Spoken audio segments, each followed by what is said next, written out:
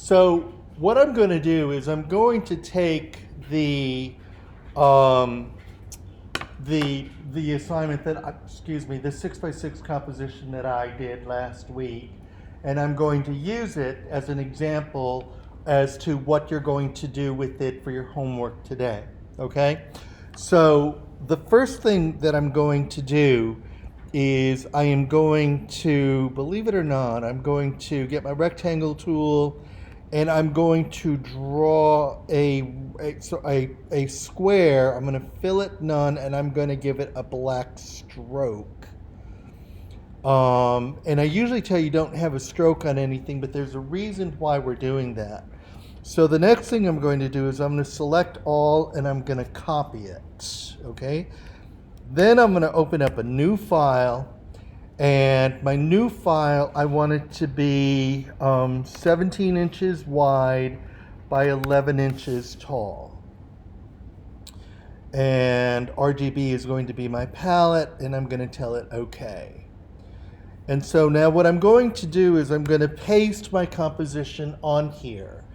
And I am going to scale it down, and I don't really have a particular size, just so long as it fits, I'll show you. So I'm going to take the scale down version, and I'm going to copy that scale, and I'm going to copy it, I'm going to copy it twice,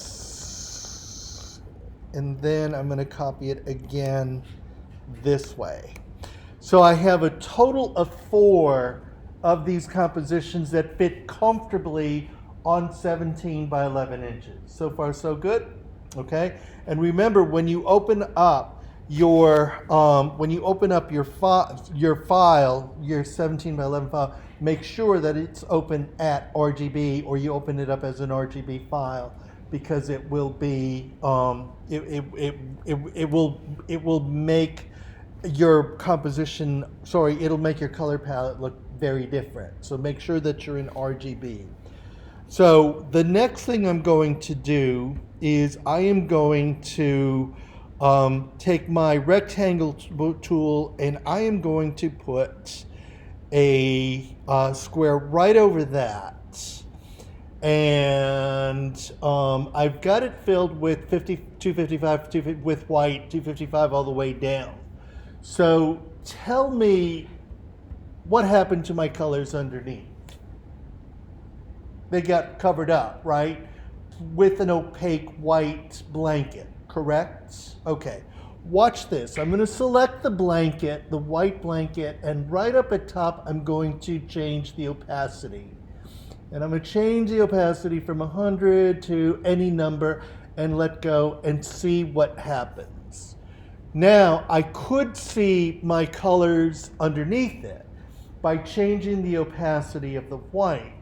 Now, what I've done, can somebody tell me what is the difference between these palette of colors and this palette of colors here? What are the differences? What differences do you see visually? Yes. They're not as bright. They're not as saturated. Yes. What else? Sorry? They kind of blend together. Why do they blend together more? What is the difference? Talk to me about value. Right, there's less contrast in value. What does that mean? Sorry? They're lighter in value or higher in key, but the value, they've lightened up substantially. So there's a high contrast here between the value, dark red, and a white background, but there's very little contrast here, or low contrast here, between the white background and the value, correct? Okay, so what I've done with all of these colors by putting this white blanket over it is I've tinted them. Every color, any color that has white in it is referred to as a tint. Any color plus white is a tint.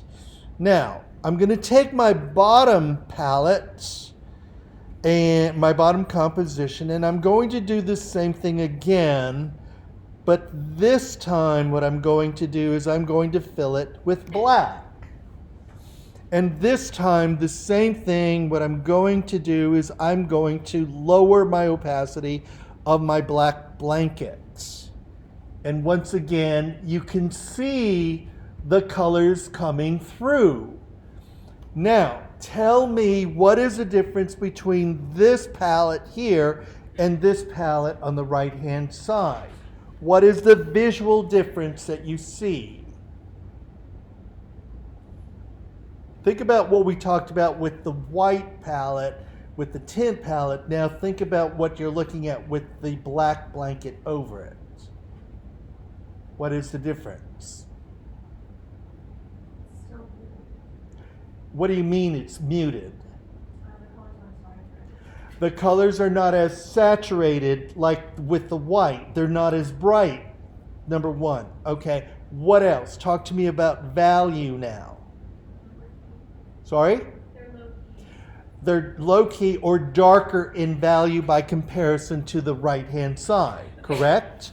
Okay, so now this palette here is referred to when you add any color that has black in it, it is known as a shade.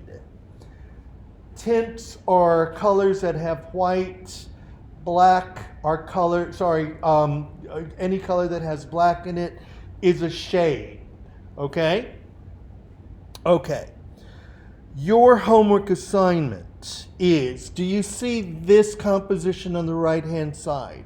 What I want you to do is I want you to select every individual shape, have your color palette out, and I want you to match this red to make this red this red.